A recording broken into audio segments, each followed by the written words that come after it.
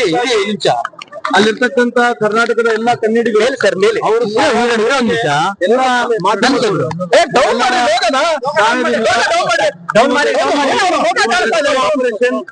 ನಾವು ಬಹುತೇಕ ಸುಮಾರು 90-95% ಸಕ್ಸಸ್ಫುಲ್ ಆಗಿದೆ ಅಂತ ಈ ಸಂದರ್ಭದಲ್ಲಿ ಕೇಳಿ ಇಚ್ಛೆ ಬಯಸ್ತೇನೆ. ಈಗ ನಮ್ಮ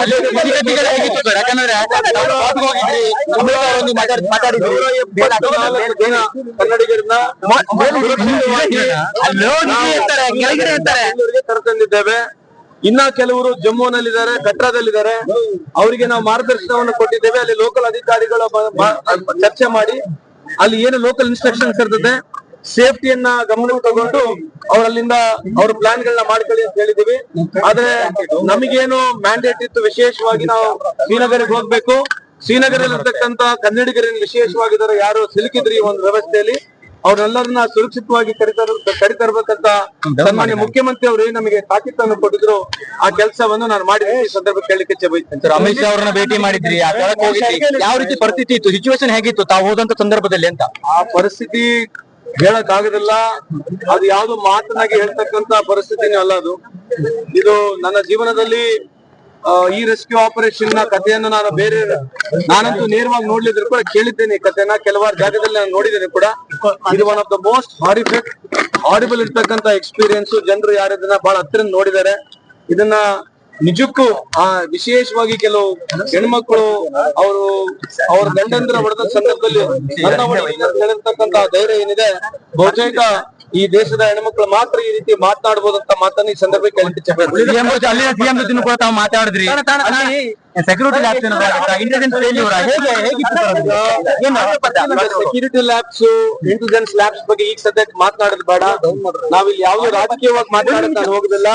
ಸನ್ಮಾನ್ಯ ಮುಖ್ಯಮಂತ್ರಿ ಅವರು ಕೊಟ್ಟಿರ್ತಕ್ಕಂಥದ್ದು ಒಂದೇ ಒಂದು ಟಾರ್ಗೆಟ್ ಇತ್ತು, ಎಲ್ಲ ಕನ್ನಡಿಗರು ಸುರಕ್ಷಿತವಾಗಿ ಬರಬೇಕು. ಬಹುತೇಕ ನಮಗಿರ್ತಕ್ಕಂಥ ಸಂಪರ್ಕದಲ್ಲಿ ಇರ್ತಕ್ಕಂಥ ಸುಮಾರು 190ಕ್ಕೂ 200 ಕನ್ನಡಿಗರು ನಮ್ಮ ಶ್ರೀನಗರ್ನಲ್ಲಿ ಇದ್ರು. ನಮ್ಮ ಜೊತೆ 177 ಜನ ಬಂದಿದ್ದಾರೆ. ಇನ್ನ 13 ಜನ, ಕೆಲವರು ಇವತ್ತು ಸಾಯಂಕಾಲ ಫ್ಲೈಟ್ ನಲ್ಲಿ ಬರ್ತಾ ಇದ್ದಾರೆ, ಕೆಲವರು ನಾಳೆ ಫ್ಲೈಟಿಗೆ ಅವ್ರಿಗೆ ಬುಕ್ ಆಗಿದೆ. ಇದು ಅಲ್ಲಿ ಮುಗಿಸ್ತೇನೆ. ಸೊ ಖಂಡಿತವಾಗ್ಲೂ ಇದು ನಮ್ಮ ಪ್ರಯತ್ನ ಇತ್ತು ಎಲ್ಲ ಕನ್ನಡಿಗರಲ್ಲಿ ಕರ್ಕೊಂಡ್ ಬರೋದು. ನಾವು ಯಶಸ್ವಿಯಾಗಿದೆ ಈ ಸಂದರ್ಭ ಕೇಳಿಕೆ. ಇನ್ನು ಉಳಿದವರಿಗೆ ಯಾವ ರೀತಿ ವ್ಯವಸ್ಥೆ ಮಾಡಿದಿರಿ ಅಂತ? ಅಲ್ಲ, ನಾವು ಅಲ್ಲಿ ಫ್ಲೈಟ್ಸ್ ಬುಕ್ ಆಗಿದೆ, ಅವ್ರು ಸ್ವತಃ ಬುಕ್ ಮಾಡ್ಕೊಂಡಿದ್ದಾರೆ. ಸೊ ಬಹುತೇಕ ನಮ್ಗೆ ಯಾರು ಸಂಪರ್ಕದಲ್ಲಿದ್ರು ಅವರೆಲ್ಲರೂ 100% ಇಲ್ಲಿ ಬರ್ತಾರೆ. ಬೇರೆ ಯಾರು ಇಲ್ಲ ಸರ್. ಪಾಕಿಸ್ತಾನವ್ರಿಗೆ ಈ ಮೂಲಕ ಏನ್ ಹೇಳಕ್ ಇಷ್ಟಪಡ್ತಾರೆ? ಪಾಕಿಸ್ತಾನ ಅವರಿಗೆ ನಾವು ಇಡೀ ಭಾರತ ದೇಶ ಯಾವ ರೀತಿ ಉತ್ತರ ಕೊಡ್ಬೇಕಂತ ಹೇಳಿ ಕೇಂದ್ರ ಸರ್ಕಾರ ಆಗಿರ್ಲಿ, ಇಡೀ ದೇಶದ ಜನರು ಯಾವ ನಿಟ್ಟಿನಲ್ಲಿ ಯೋಚನೆ ಮಾಡ್ತಿದ್ರೆ ಅಂತ ಇಡೀ ದೇಶಕ್ಕೆ ಗೊತ್ತಾಗಿದೆ. ಅದಕ್ಕೆ ತಕ್ಕವಾದಂತ ರಿಪ್ಲೈ ನಮ್ಮ ಭಾರತ ಸರ್ಕಾರ, ನಮ್ಮ ಭಾರತ ದೇಶ ಕೊಡ್ತಂದು ಈ ಸಂದರ್ಭ ಕೇಳಿಕೆ ಬಯಸ್ತೇನೆ. ಸರ್, ಇನ್ನು ನಿಮ್ಮ ಸಂಪರ್ಕದ ಕನ್ನಡಿಗರು ಇಲ್ಲ, ಬಹಳ ಜನ ಕಮ್ಮಿ ಆಗಿದ್ದಾರೆ, ಬಹುತೇಕ ಕಮ್ಮಿ ಆಗಿದೆ. ನಾವು ಮ್ಯಾಪಿಂಗ್ ಮಾಡಿ ಬಹುತೇಕ ಎಲ್ಲರಿಗೆ ಮಾತನಾಡಿದೀವಿ ಅಂತ ನಾನು ಭಾವಿಸ್ತಾ ಇದ್ದೀನಿ. ಸರ್, ಒಂದಷ್ಟು ಖಾಸಗಿ ಟೂರಿಸ್ಟ್ ಕಡೆಯಿಂದ ಹೋಗಿದ್ರು, ಅವರು ಯಾವ ರೀತಿ ಅವರು ಸಂಪರ್ಕದಲ್ಲಿದ್ದಾರೆ. ಅವ್ರನ್ನೇ ಕರ್ಕೊಂಡ್ ಬಂದಿರತಕ್ಕಂಥದ್ದು. ಕೆಲವರು ಯಾರು 20 ಜನ, 30 ಜನ, 40 ಜನ ಹೋಗಿದ್ರು ಟೂರಿಸ್ಟ್ ಮುಖಾಂತರ. ಅವ್ರನ್ನ ಕುಂದಿರಿಸ್ಕೊಂಡು ಅವ್ರನ್ನ ಮಾತನಾಡಿಸಿ ನಾವೇ ವೈಯಕ್ತಿಕವಾಗಿ ಪ್ರತಿ ಹೋಟೆಲ್ ಹೋಗಿ ನಾವು ಕರ್ಕೊಂಡ್ ಬಂದಿರ್ತಕ್ಕಂಥ.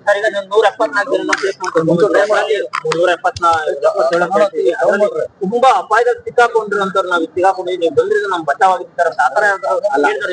ಆತರ ಎಕ್ಸ್ಪೀರಿಯನ್ಸ್ ಇಲ್ಲ, ಅವ್ರನ್ನ ನೀವು ಕೇಳ್ಬೇಕಾದ್ ನಾವ್ ಹೇಳಕ್ ಹೋಗ್ಬಾರ್ದು.